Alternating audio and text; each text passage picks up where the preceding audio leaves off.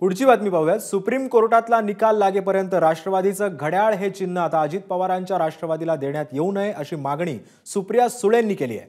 Supreme कोर्टातही Sharad पवारांच्या राष्ट्रवादीने याची मागणी केली आहे। अदृश्य शक्तीने पक्ष आणि चिन्ह काढून घेतल्याचं सुप्रिया सुळे म्हणाल्या। सुप्रिया सुळेंच्या या वक्तव्यावरून सुनील तटकरेंनी पलटवार केलाय। नैराश्य आल्यानं शरद पवारांची राष्ट्रवादी असा युक्तिवाद करत तटकरे म्हणाले,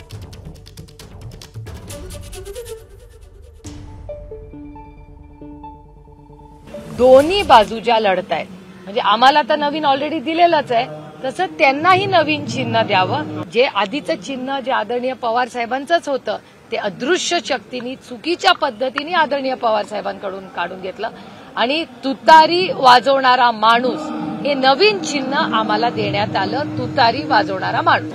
नैराश्य आलेले काही मंडळी जाणीवपूर्वक सर्वोच्च न्यायालयामध्ये काही युक्तिवाद करण्याचा प्रयत्न करतात। माझं आताच सर्वोच्च न्यायालयातील वकिलांशी नुकतं संभाषण झालं।